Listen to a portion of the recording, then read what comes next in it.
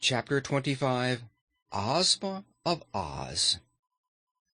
"It's funny," said Toto, standing before his friend the lion and wagging his tail, "but I've found my growl at last. I am positive now that it was the cruel magician who stole it." "Let's hear your growl," requested the lion. "Err," said Toto. "That is fine," declared the big beast.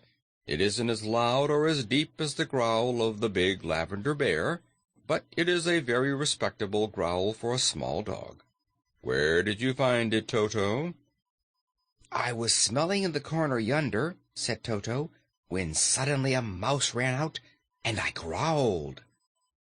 The others were all busy congratulating Ozma, who was very happy at being released from the confinement of the golden peach pit, where the magician had placed her with the notion that she never could be found or liberated.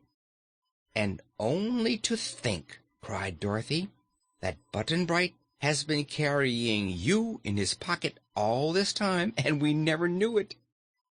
"The little pink bear told you," said the Bear King, "but you wouldn't believe him."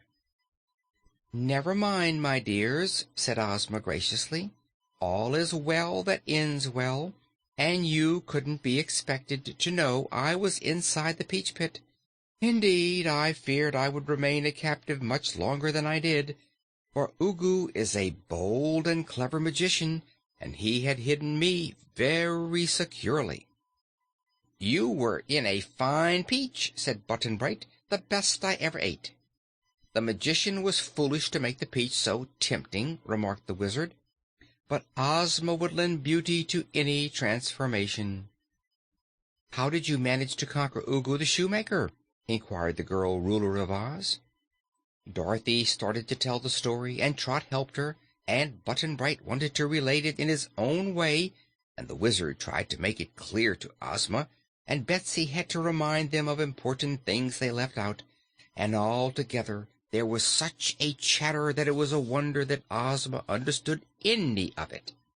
But she listened patiently, with a smile on her lovely face at their eagerness, and presently had gleaned all the details of their adventures.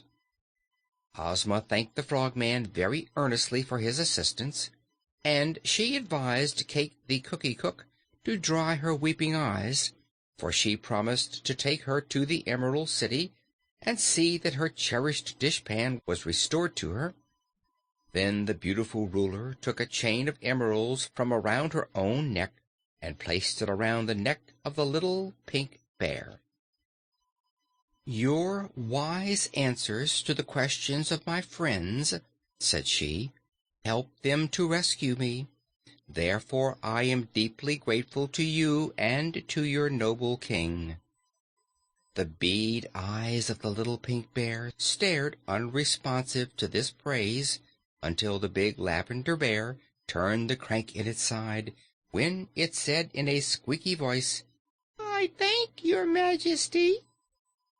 "For my part," returned the Bear King, "I realize that you were well worth saving, Miss Ozma, and so I am much pleased that we could be of service to you. By means of my magic wand, I have been creating exact images of your Emerald City and your royal palace, and I must confess that they are more attractive than any place I have ever seen, not excepting Bear Center." "I would like to entertain you in my palace," returned Ozma sweetly, "and you are welcome to remain with me and to make me a long visit, if your bear subjects can spare you from your own kingdom." "As for that," answered the King, "my kingdom causes me little worry, and I often find it somewhat tame and uninteresting. Therefore, I am glad to accept your kind invitation.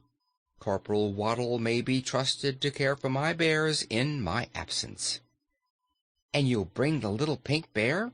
asked Dorothy eagerly. "Of course, my dear. I would not willingly part with him."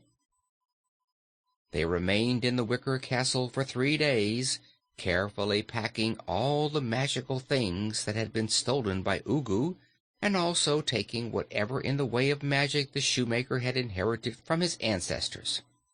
"For," said Ozma, "I have forbidden any of my subjects except Glinda the Good and the Wizard of Oz to practice magical arts, because they cannot be trusted to do good and not harm. Therefore Ugu must never again be permitted to work magic of any sort." "Well," remarked Dorothy cheerfully, "a dove can't do much in the way of magic, anyhow, and I'm going to keep Ugu in the form of a dove until he reforms and becomes a good and honest shoemaker." When everything was packed and loaded on the backs of the animals, they set out for the river, taking a more direct route than that by which Cayke and the Frogman had come. In this way they avoided the cities of Thi and Herku and Bear Center, and after a pleasant journey reached the Winkie River and found a jolly ferryman who had a fine big boat and was willing to carry the entire party by water to a place quite near the Emerald City. The river had many windings and many branches, and the journey did not end in a day, but finally the boat floated into a pretty lake which was but a short distance from Ozma's home. Here the jolly ferryman was rewarded for his labors, and then the entire party set out in a grand procession to march to the Emerald City. News that the royal Ozma had been found spread quickly throughout the neighborhood, and both sides of the road soon became lined with loyal subjects of the beautiful and beloved ruler. Therefore Ozma's ears heard little but cheers, and her eyes beheld little else than waving handkerchiefs and banners during all the triumphal march from the lake to the city's gates. And there she met a still greater concourse, for all the inhabitants of the Emerald City turned out to welcome her return, and all the houses were decorated with flags and bunting, and never before were the people so joyous and happy as at this moment when they welcomed home their girl ruler. For she had been lost and was now found again, and surely that was cause for rejoicing. Glinda was at the royal palace to meet the returning party, and the good sorceress was indeed glad to have her great book of records returned to her, as well as all the precious collections of magic instruments and elixirs and chemicals that had been stolen from her castle.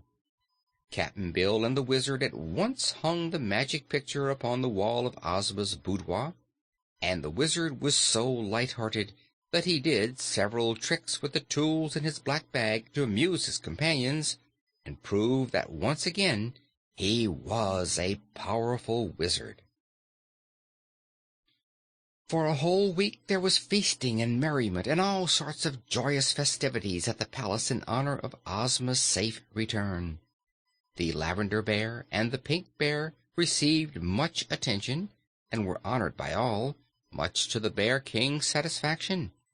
The Frogman speedily became a favorite at the Emerald City, and the Shaggy Man and Tik-Tok and Jack Pumpkinhead, who had now returned from their search, were very polite to the big frog and made him feel quite at home. Even the Cookie Cook, because she was quite a stranger and Ozma's guest, was shown as much deference as if she had been a queen. "All the same, Your Majesty," said Cayke to Ozma day after day with tiresome repetition, "I hope you will soon find my jewel dishpan, for never can I be quite happy without it." End of chapter 25.